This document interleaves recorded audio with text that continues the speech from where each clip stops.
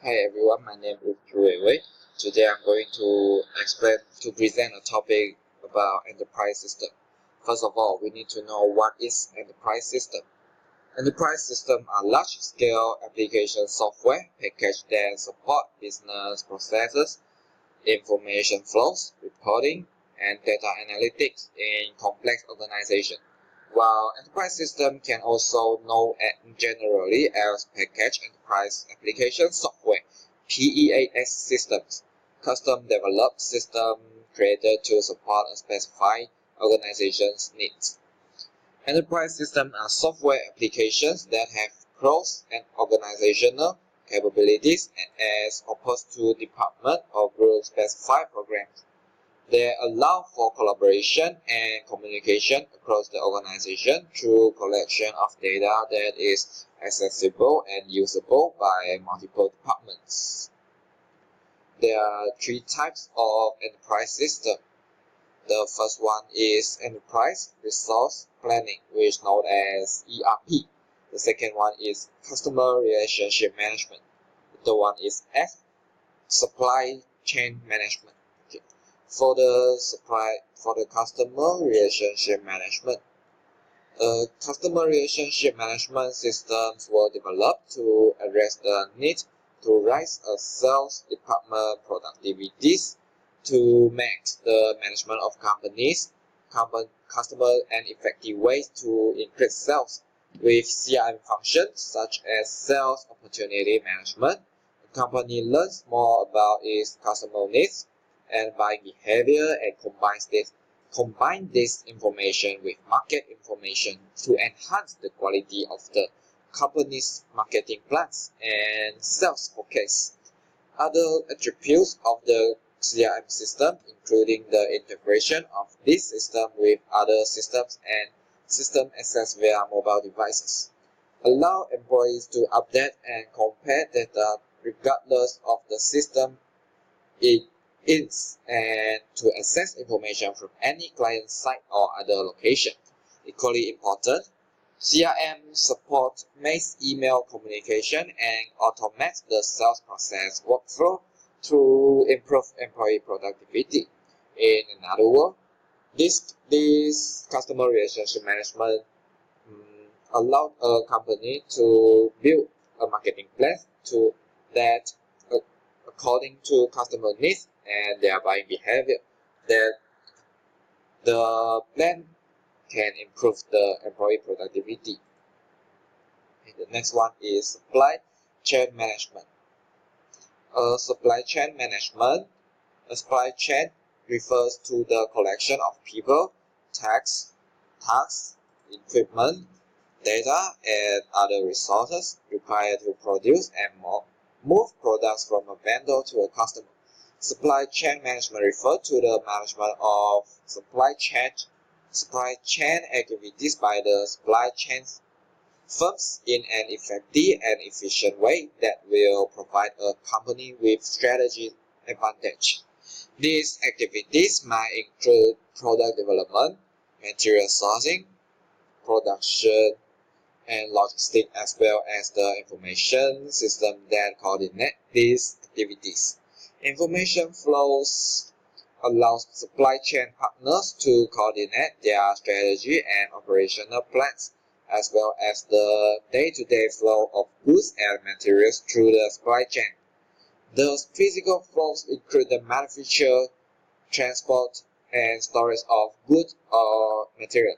This enterprise system allows companies to manage their supply chain from the beginning and until the end. Okay, the third one is Enterprise Resource Planning, which is not an ERP. The Enterprise Resource Planning system integrates software applications just as a company integrates business processes such as purchasing, finance, human resources, and inventory management. Within an ERP system, the integrated software modules such as sales, quality management, and accounts receivable communicate and share data. Each of these modules consists of multiple applications that perform the functions required to execute particular end-to-end business processes. For example, the sales module includes the application necessary to create and manage sales contracts, sales orders, sales invoice, and sales ordering pricing. ERP applications support not only various operational but also administrative tasks, such as the creation of an account payable or timesheet. They may also be customized to support a number of different industries, including oil and gas, retail, and banking. Okay, I will now explain the ERP software module explained. ERP software typically consists of multiple enterprise software modules that are individually purchased based on what best meets the specific needs and technical capabilities of the organization. Each ERP module is focused on one area of business processes, such as product development or marketing. Some of the most common ERP modules include tools for product planning, material purchasing, inventory control, distribution, accounting, marketing, finance, and human resource. A business will typically use a combination of different modules to manage back office activities and tasks, including the following. Okay, the first one is distribution process management and supply chain management, services knowledge base, configure prices, improve accuracy of financial data, facilitate better project planning, automate the employee life cycle, standardize critical business procedures, reduce redundant tax assess business needs, accounting and financial application, lower purchasing costs, and manage human resources and payroll. Okay, the next one is enterprise ERP trends. The ERP file can be slow to change, but the last couple of years have unleashed new technology trends which are fundamentally shifting the entire area. The following new and continuing computing trends have an impact on the growth of enterprise ERP software. Okay, the first one is mobile ERP.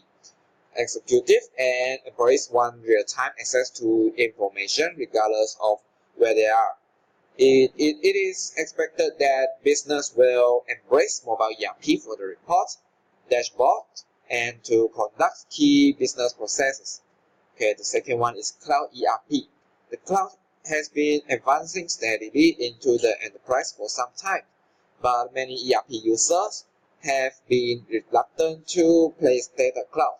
Those reservations have gradually been evaporating, however, as the advantages of the cloud become apparent.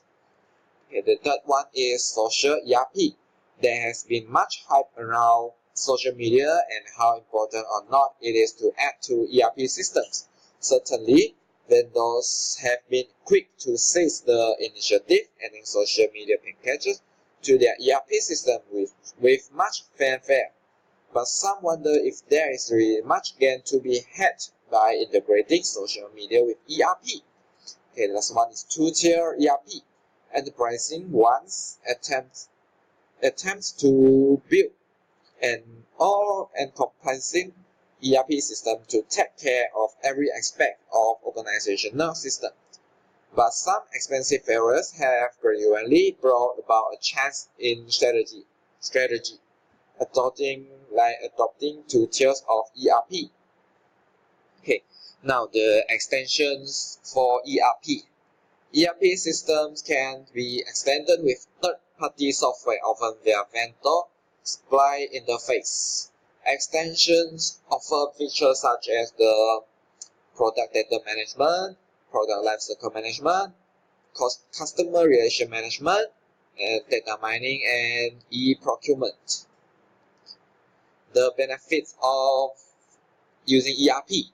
ERP can improve quality and efficiency of the business. And ERP support upper-level management by providing information for decision-making.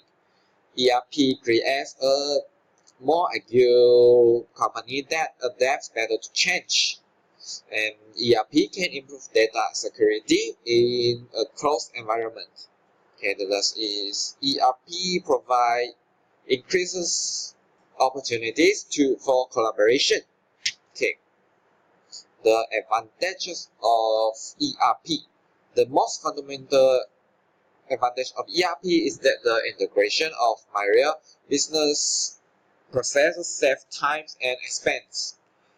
Management can make decisions faster and with fewer errors. Data becomes visible across the organization.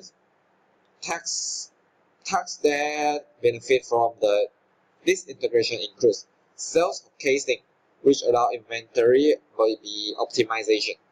Okay, the second one is order tracking, from acceptance through the fulfillment. The third one is revenue tracking, from invoice to cash receipt. Okay, the next ERP system, centralized business data, which eliminates the need to synchronize change between multiple systems, consolidation of finance, marketing, sales, human resources, and manufacturing application. And this one is brings legitimacy and transparency to each bit of statistical data. Okay, the next is facilitate standard product naming or coding. The last is protect sensitive data by consolidating multiple security systems into a single structure. Okay, the last part is about the disadvantage of ERP. The ERP need re-engineering business processes to fit the ERP system might match the competitiveness or divert focus from other critical activities. ERP can cost more than less integrated or less comprehensive solution. Overcoming resistance to sharing sensitive information between departments can divert management attention. And the last is integration of truly independent business can create unnecessary dependencies. And as conclusion, I think the ERP system is good for some big organization, the big company to use to easy their manage system. But still, the enterprise system got its advantage and disadvantage.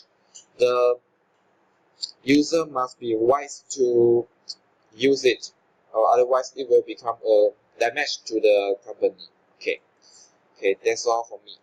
Thanks for watching.